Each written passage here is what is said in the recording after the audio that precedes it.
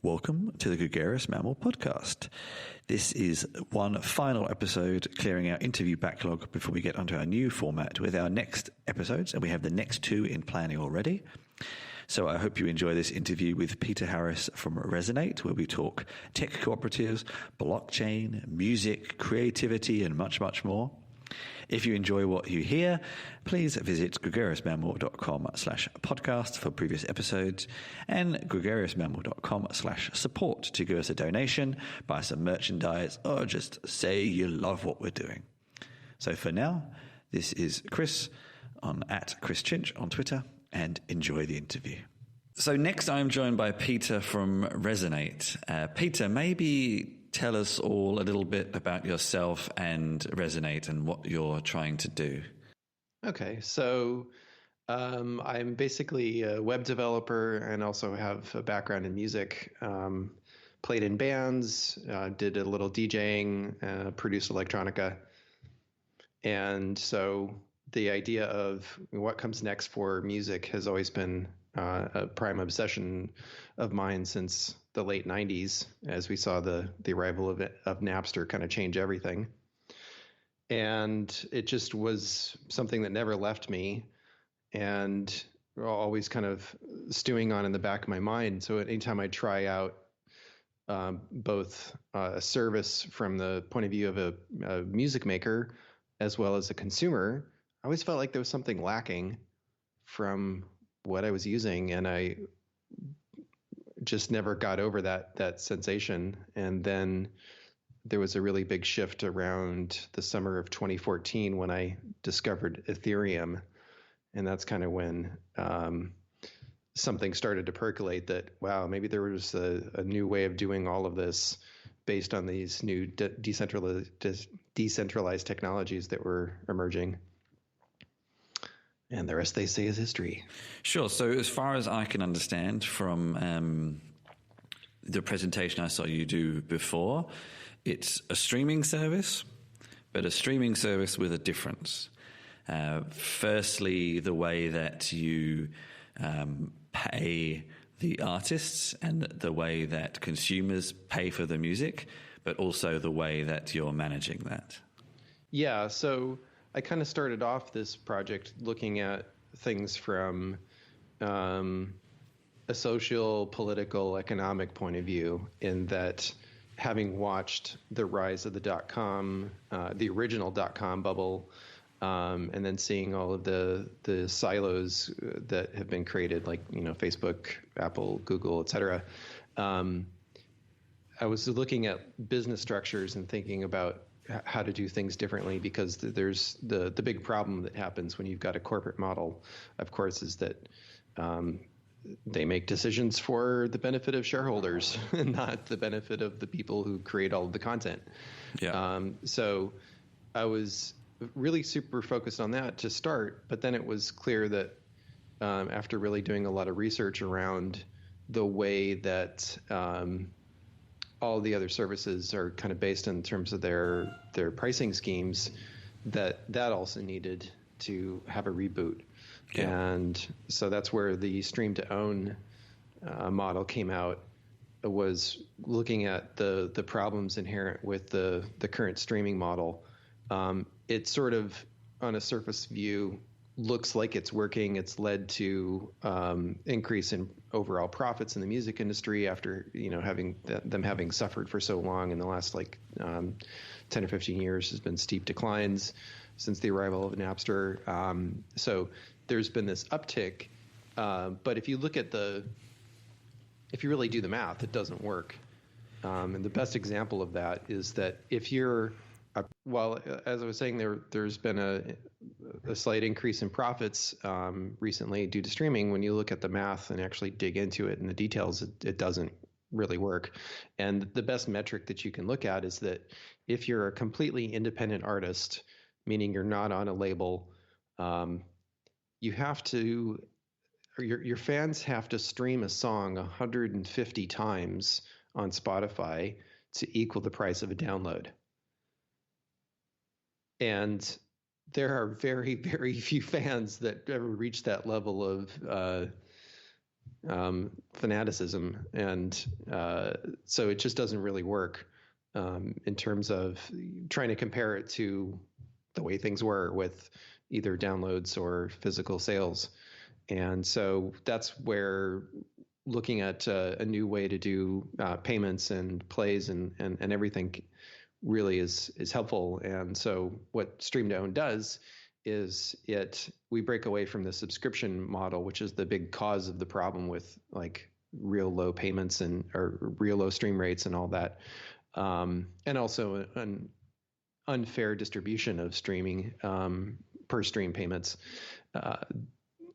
So we use micropayments, and so you do like a top up. You put in like 5 or 10 euros, and then we have this progressive scale that the more you listen to a song, the more you pay for it. So it's basically breaking up paying for a download into 9 streams, and you do it in a way that it starts off really cheap the first 4 or 5 times you listen to it, and then there's a big increase in the price when you're actually a fan and when you actually care about like supporting the artist.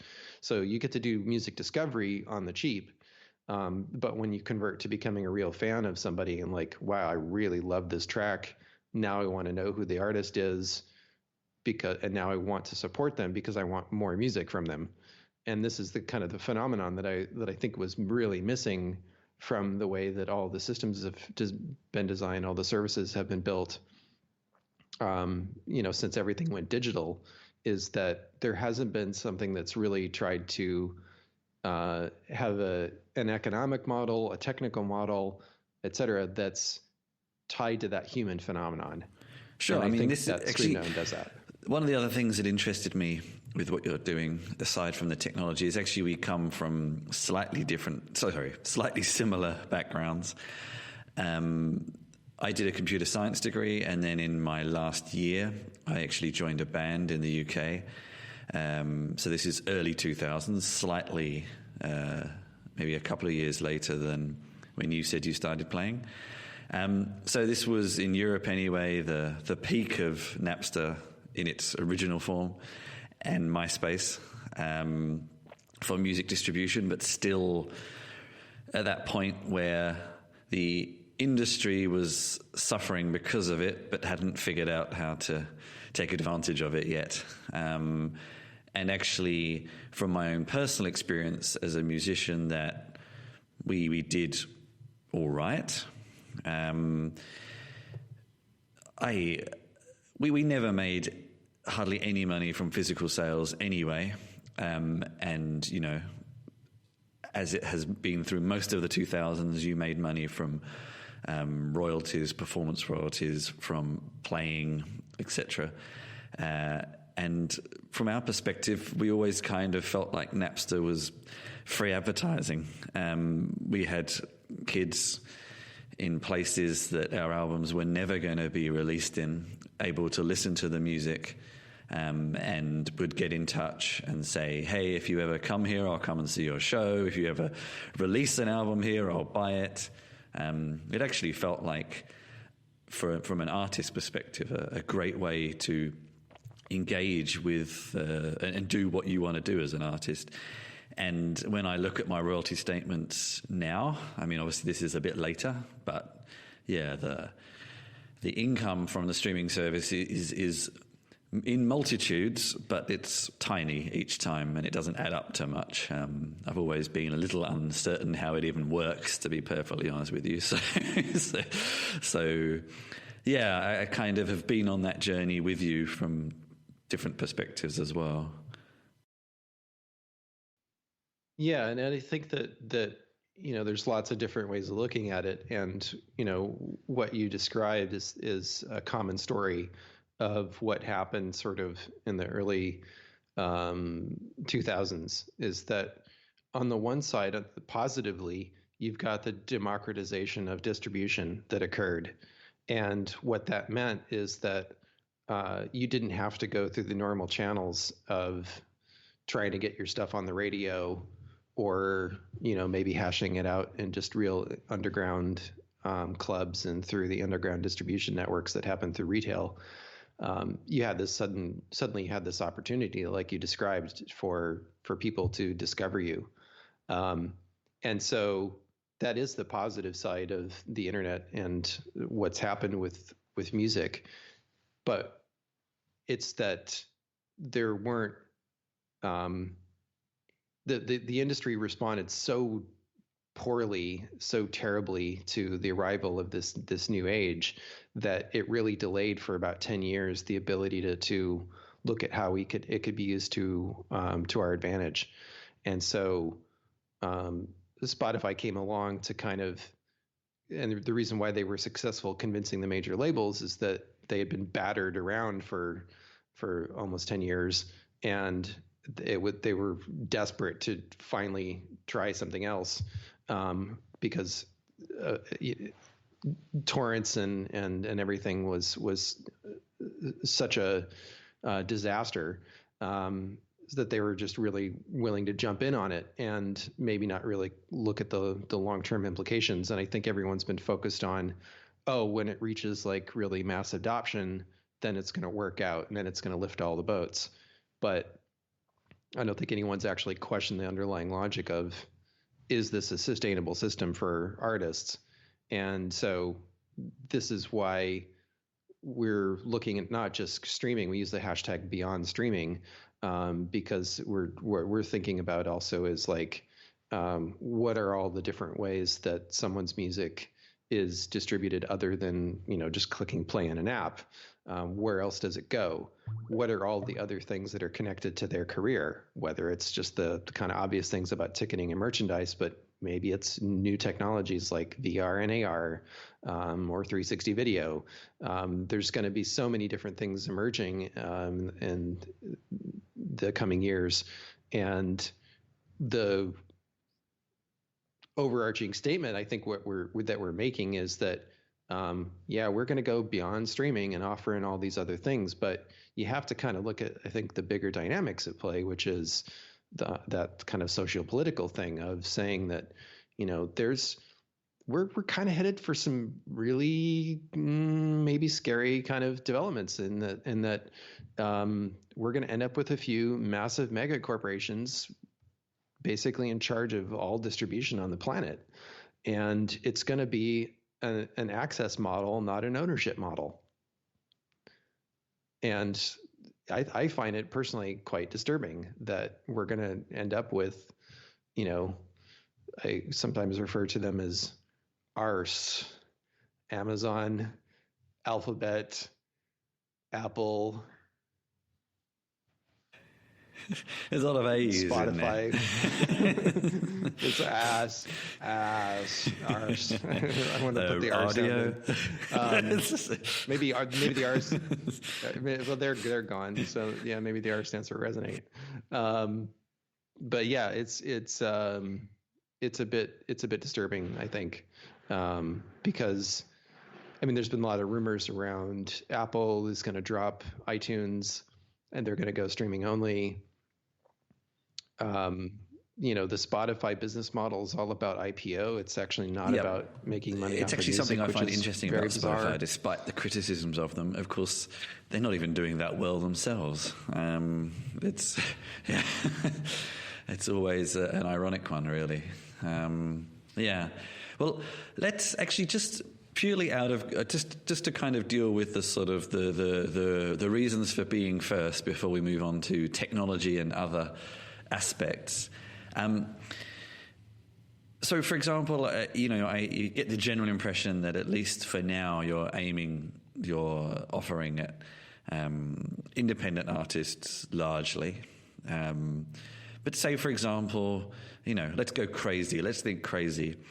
If Metallica got out of their deal, if they're even on one anymore, and tomorrow said, we want to sign up with you, would you be interested in artists of that kind of size, or do you want to keep it for the harder to find people? Absolutely. No, absolutely. It should be for everyone because it's a cooperative. I'm not sure if I mentioned that at the outset, but yeah. And so, I assume we'll have to have some kind of terms and conditions that you can't, distribute hate material. We don't want any neo-Nazis trying to release. We don't. No neo-Nazi bands. Don't sign up. But it should be wide open for any representative of any musical kind of community anywhere on Earth, because that's the ethos of the co-op. Would I want them to do it next week? Probably not, unless they're gonna dump a bunch of money in to help us, build up the server stack or whatever to be able to deal with it. But yeah, I mean, ultimately that's where it could go. And we do have a long-term strategy in place to maybe see that kind of situation happen. And I think it is quite realistic, because especially for those artists that are on a major label. I mean, the contracts that I've heard about in terms of the way streaming is described, it's a joke. I mean, the way they've tried to hide all of this revenue. And when it comes to Spotify for the labels, it's about the stock. Again, they're not even thinking of it in terms of the income. It's about floating stock and selling shares.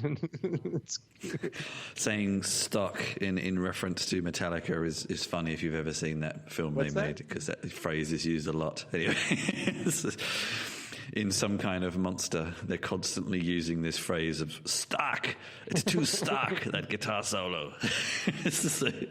Anyway, before we move on to the cooperative discussion, because that's actually kind of one of the other reasons I wanted to talk to you, and a subject of other interviews on this episode.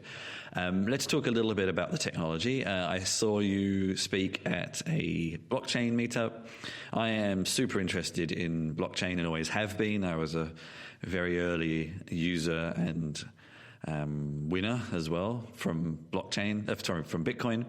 And I've written about BigchainDB. I've written about Eris, who I think have now changed their name, and a few other things too. It's always been something that's interested me, but at the same time, I've seen, there's a lot of bandwagon jumping going on as well, using blockchain when really it's not needed. But with what you're doing, actually, there is a very relevant use case, and you're basically, it's almost an archetypal ledger type model, recording the transactions that happen so people can audit them, which is a perfect use case. So maybe just a little bit more about what you're doing there would be great. For doing transactions on a blockchain is what you said, is to be able to create an immutable ledger that says this is what was played and this is what gets paid, so that there's really no dispute.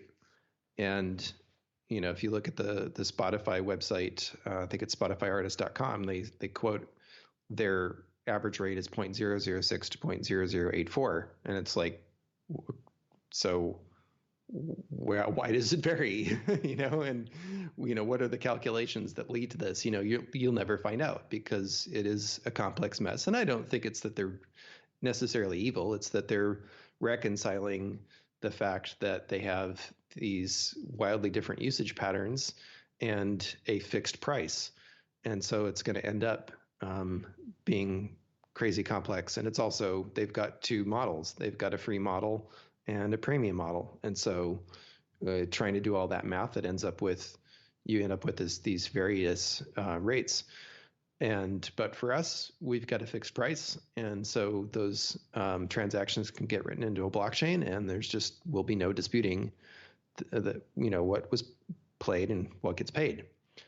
So that's one of the fundamentals for using blockchain tech for us. And then from there, it gets really interesting in terms of metadata and file distribution, because what we're building, and we're working very closely with BigChain to do that for their implementation of the Koala IP, is the potential to be able to move that data around through lots of different links in or chains in the ecosystem throughout the industry. So examples of that would be like publishing, because you've got the songwriter and composer rights that are very different from performer rights, and they're different by country.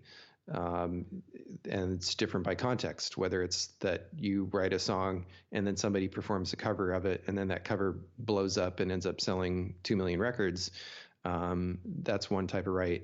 Or if it gets placed into a film or a commercial, those are different ways that music is moved throughout the world. If you have like cover versions for karaoke, there's money to be collected there because there's money being made there. Another great example is performance royalties, whether your music is getting played on the radio or in clubs, or for instance, if your producer and DJs are playing your stuff in festivals. And the tracking systems that manage that in some cases are very efficient and others are very inefficient. The Association for Electronic Music estimates 150 million euros being lost every year because the reporting methodologies for festivals and clubs is a mess. It doesn't work because DJs don't want to list every single track that they played in a club. And so there's all this money being collected at the gate from ticket sales that is not going to who it should go to. It's ending up in somebody else's pocket because DJs won't put in a set list. So there's all kinds of ways that blockchain tech to manage this data could empower other startups and other organizations to use it to move things much, much faster and more efficiently. Yeah, I think that's actually a really fascinating use case too, of also taking, applying this also to the, I'm going to use this very loosely, but the offline world, the performances, the DJ sets things. If that process of submitting was easier instead of what I assume it still is, a piece of paper that probably gets lost somewhere, then people will be more likely to do it. Or you have, a lot of DJs, especially these days, DJ off laptops. You could just write live straight to your an API that is just live writing back what was on your playlist. The technology actually exists to automate the whole process because you've got one of our partner startups is GeoTrack ID. And they have music recognition technology that would allow you to basically just, put a device or an app and just listen to the set list, listen to the performance, listen to what's being played, do the fingerprinting to identify stuff. And then if you've got the data connected to that in a blockchain, everything can be encrypted so that the DJ doesn't have to worry about, the set list getting out to the promoter and then they lose all their cool tracks and because it's a very real problem culturally. So all that data could be encrypted so that it's not being revealed at the point of source, but that it goes into the system for the royalties to get paid. And you could just that stuff could be automated. And there's lots of opportunities there. I know of a situation in one of the European countries where the collection society from that country is talking to the broadcast industry about doing such a thing, where they could build an automated system for tracking. And so it's starting to emerge. But the more you look into it, the more clear that it becomes that using blockchain is really the best thing for that, because it's really about how many different directions does data need to go. Even if it's just something as simple as populating the Wikipedia database, with the actual set list and the actual list of credits that came from the artist, including their bio. I've been in a lot of conversations with Imogen Heap around this topic, and she's really frustrated that there's this, there are all these inconsistencies in her bio on Wikipedia, and she can't edit it because they won't allow her to edit her own bio. So here's a use case where the artist could control their bio information to be the official source of truth, and so that things aren't getting distorted as it gets spread around the net, and that's all great use cases for blockchain. Super cool, actually. That's it's yeah. This is kind of what disappoints me sometimes when I see some uses of blockchain that are just so like you're just using it as a database. Yeah. That's it. Whereas you could do so many much more interesting things. Absolutely.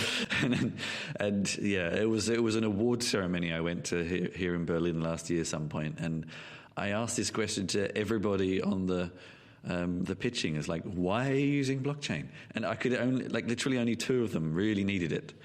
And I think that's the nature of pitching events. You just kind of work your pitch to to match the topic. But I think that seems to have dropped off a bit. And fortunately, a lot of the tech projects I've seen using blockchain recently have been a bit more appropriate. I mean, there's a bit of a repeat going on from the late 90s, early 2000s, when there was so much money dumped into internet startups before there was really there were people on the internet.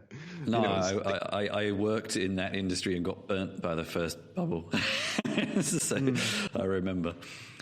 Yeah, so there's a bit of stuff like that in blockchain, but I think it's also maturing very fast, and that cycle is happening much faster. So, this is going to be a really exciting year to start to see things actually come to fruition, and you start to get some real practical applications out of it. That's it. So let's just go off the technology back to the company setup. We've also been joined by the third co-host, the cat.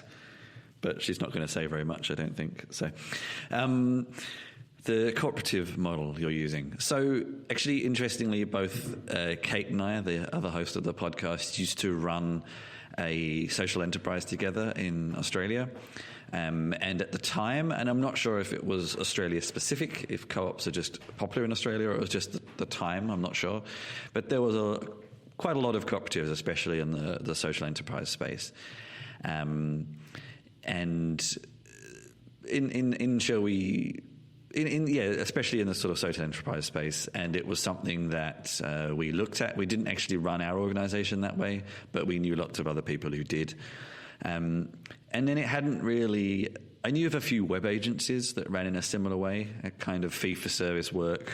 It can run pretty well as a cooperative model, but I hadn't really given it much thought until I saw you talking at this event, and you mentioned that you run, what we could consider, whether you like the term or not, a startup as a cooperative, and it suddenly sparked me as being very interesting, and potentially some of the constant problems that startups that follow the traditional funding model have with meeting various demands of investors and things is potentially changes a lot of those problems. And I was just interested to hear a bit more about why you did it, how well it's worked for you.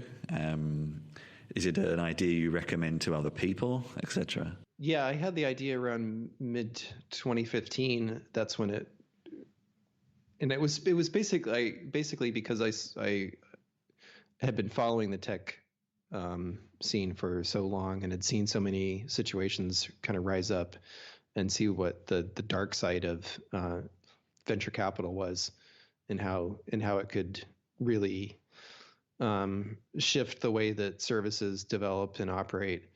And one of my favorite examples is Snapchat, that they went through this transition from having a principle that delete is our default. Deleting content was the default setting. And then there was a big backtrack over that, where they started to store things. And the reason why, because they need to analyze it for selling data off to third parties, because they need a business model. And this is really the fundamental problem with the internet right now, is that this culture of free, that all apps should be free, that all content should be free, comes with a price, and the price is the people and being profiled. And the data that's being built up is quite frightening. There's been a story floating around that came out of some Swiss magazine about the way that data profiles may be a source of manipulation in the recent Brexit and Trump elections. And whether that particular story is true, this is going to increase rather dramatically in the coming years. That organizations, whether they're governments or corporations, are going to start manipulating and using this the data that's being generated by people using a free service for illicit gains and controlled outcomes. So that's the larger context of why this decision was made. To really kind of say it even much more simply, one of our advisors, Callum Ali, said Resonate represents a new global governance model for culture. And I think that was like the most kind of profound feedback that I ever had about why the co-op model is that it does present a new opportunity to manage culture, global culture, in a different way. And the key thing that he was highlighting there was that,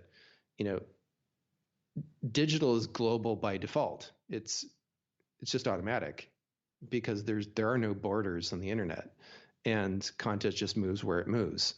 And so recognizing that as the kind of fundamental conditions that we're in, by having a cooperative model that has this democratic governance, it allows for the possibility for culture to thrive in a way that can't be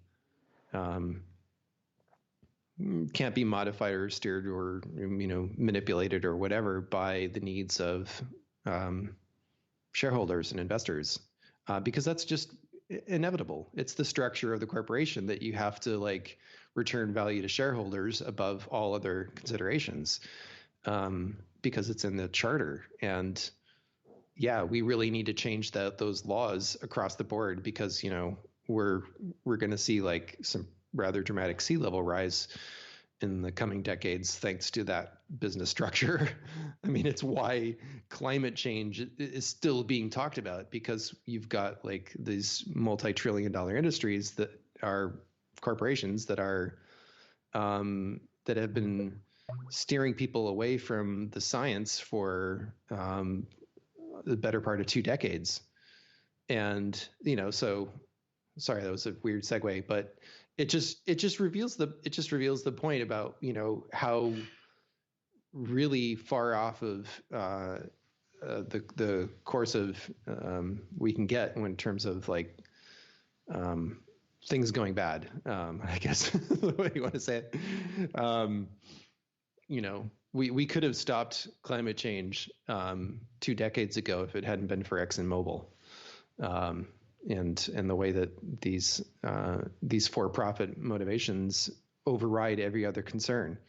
And so that's the goal of with Resonate, is to have a model where the needs of the artists can always come first, and that there can be a democratic process to make sure and maintain that occurs. And also on the fan side too, that we're going to try and have some really robust security measures to protect fan identities and fan data use and all that stuff. But having a co-op structure means that if we make a mistake, they can do something about it. They can get a petition going and, say, hey, you guys have this flaw here. You need to fix this.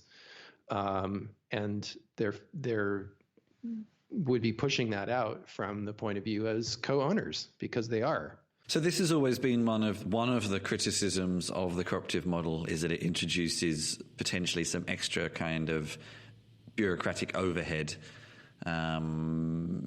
Is that something you would say you have experienced yet at all, or is that a bit of a myth? No, we haven't experienced it yet, but it could come in the future. And I think that there's I think the community is reasonable, and it's about just building up systems and methodologies that are fair.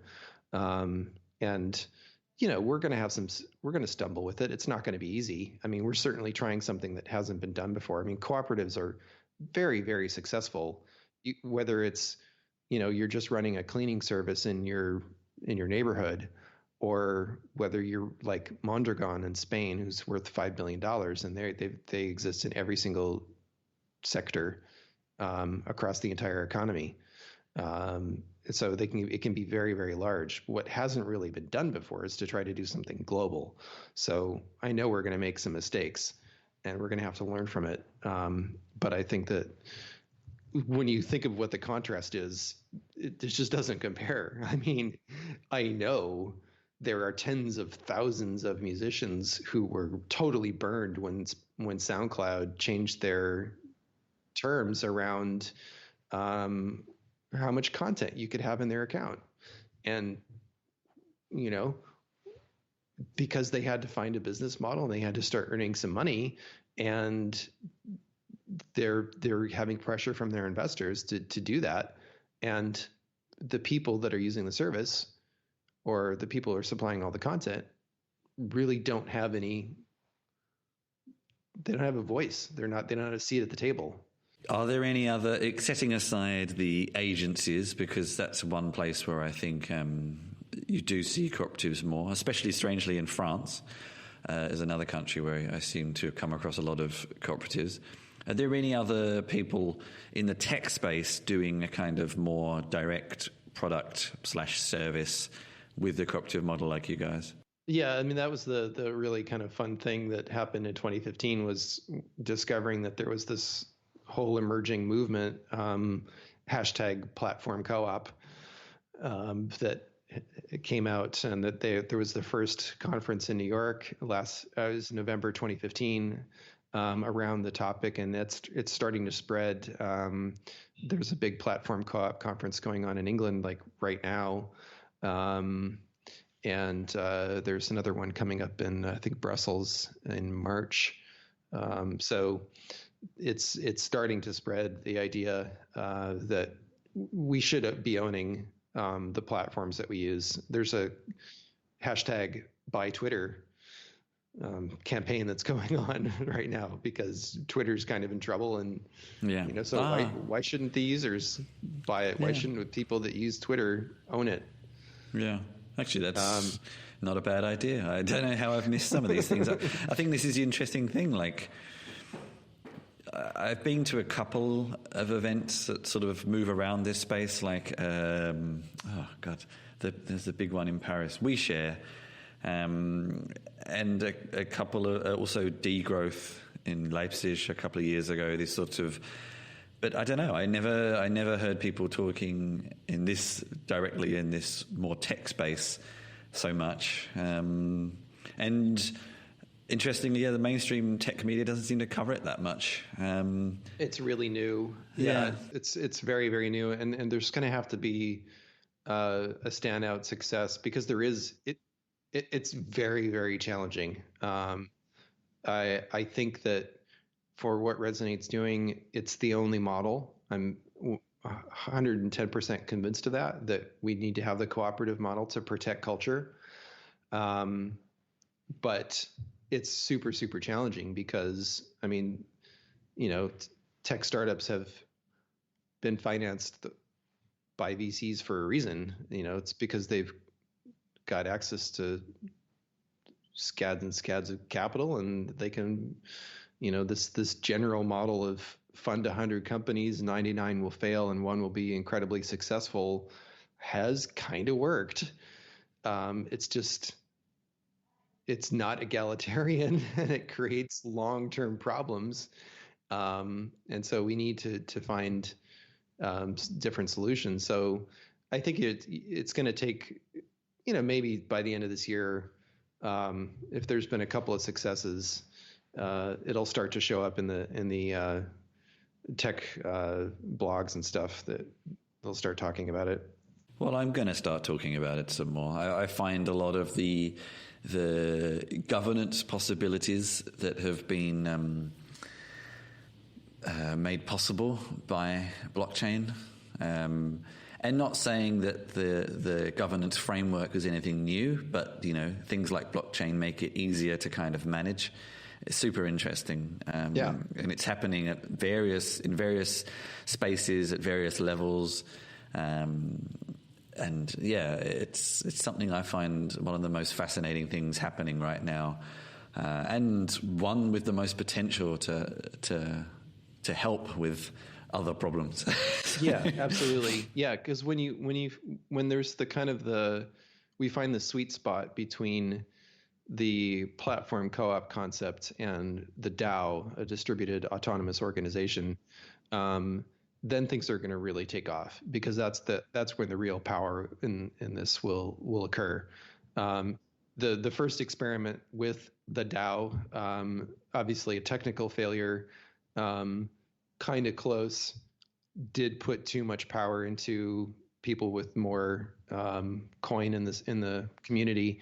So if we can find a sweet spot between that kind of structure, but also not, that you don't lose the democracy in the process, then I think we'll really start to see some pretty radical transformation, because it can work in any sector you can imagine, and that's one of the really key motivations for seeing this thing through, is that I think that there's just untold possibilities that we can see out there, and we absolutely have to start doing this now, because automation and machine learning and all that stuff is just going to go through some really rapid developments. That's going to, it's, the Oxford study that said 45%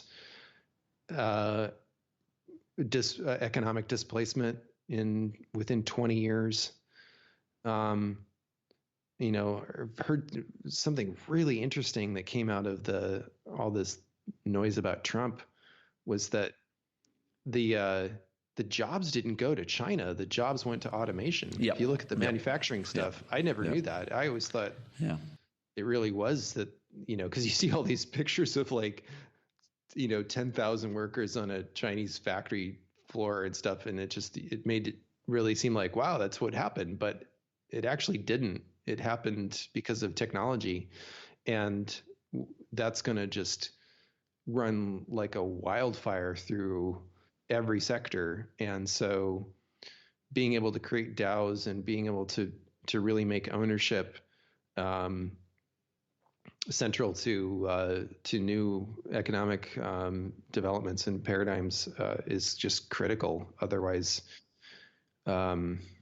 we're dependent upon UBI taking off, and otherwise, I don't know. Yeah, this is we actually had a previous episode looking at this subject, and then I was at a discussion last week where it was largely with economists, and I was the main tech person, and I suddenly came up with an idea that I couldn't get out of my head that is somewhere at the intersection of what you just said as well. So, and I'm not going to tell you what it was, because I haven't really thought about it any further. I can't think of the word to make it clearer than just a bit of a crazy idea. But basically, if this is going to happen, how can we incorporate the people that are disrupted by it into society better, so they have a feeling of contributing to society somehow? Anyway, I think we're going to maybe talk about that in a future episode. It's something that's come up a bit, because Kate is very interested in robots, but she's also very conscious of the impact they potentially have. So it was a discussion that we had a couple of episodes back. I've taken up enough of your time. This has been a very interesting conversation. Just to wrap up, maybe if you could let people know how to sign up to the service, any plans for the future, etc. Yeah, so we've had about 260 backers in our crowd campaign so far. It's been slower than anticipated for kind of a number of reasons that take too long to go into, but we are now testing the Stream to Own app with those backers at the moment. So we're effectively in business. We had our first couple of transactions yesterday in terms of people topping up and adding money to their Resonate balance and starting to stream and have those revenues go to artists. So we're in business, and basically go to resonate.is and follow the link to become a member. It's just $5, €5 is the entry point to becoming a part of the co-op. You'll get to vote. You'll get to have profit distributions if we're successful. You'll get to earn something off of that. And most of all, know that you're directly supporting artists with a totally new model that's much more sustainable in the long term. And that was me discussing many interesting ideas and thoughts and technology concepts with Peter from Resonate. If you enjoyed what you heard, you can find previous episodes at gregariousmammal.com/podcast, and you can support what we do at gregariousmammal.com/support. See you next time.